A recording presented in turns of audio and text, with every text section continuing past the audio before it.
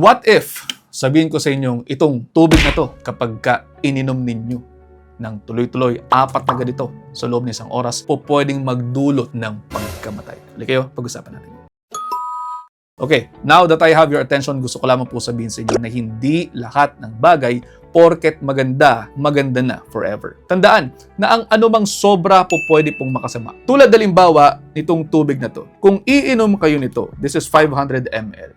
4 na ganito, ininom ninyo within 10 minutes nang wala lang, pwede po itong makapagdulot ng isang rare complication called hyponatremia at pwedeng makamatay. Hear me out. Nabalita na noon, ilagay natin dito yung balita, ang tungkol sa isang 35 anyos na babae sa Amerika na namatay matapos uminom ng 2 litro ng tubig sa loob ng 20 minuto. Ang tawag dito, water intoxication. Ang kwento kasi niyan, 1 litro lamang po talaga ng tubig ang kayang salain ng ating bato sa loob ng 1 oras. Ang nangyayari dyan po, pwede pong bumabagsak ang sodium o yung asin sa ating dugo na siya pong nagdudulot ng hyponatremia. Okay lang naman sa ibang cells ng katawan natin ang hyponatremia, kaunti lamang, pero kapag umabot na yan sa ating utak o sa tangkay ng ating utak na kung tawagin ay brainstem sa Ingles, ibang usapan na po yan. Pwede pong mamaga ang utak at pwede pong magdulot ng tinatawag na cerebral swelling. Kapag po namaga ang utak, tandaan na ito po ay nasa loob ng isang enclosed space na kung tawagin ay bungo o skull. Kaya ang isang pasyente kapag tinatamaan ito, pwede pong makaranas ng seizures, comatose at pwede nga pong mamatay. Katulad ng case study natin na 35 years old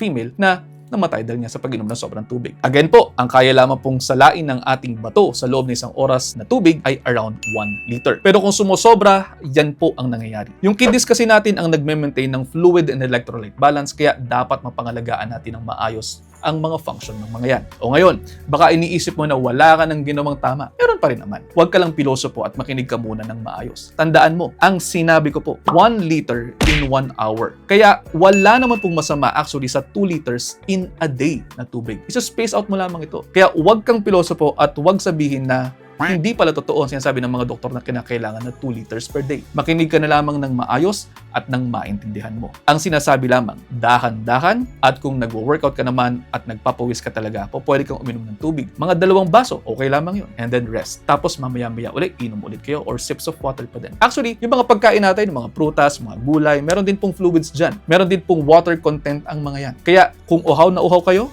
okay din po na kumain halimbawa ng melon o di naman po kaya ng watermelon o di naman kaya ng pinya dahil bukod sa tubig, meron din pong electrolytes ang mga yan kaya nare-replenish nyo rin po yung mga losses ninyo.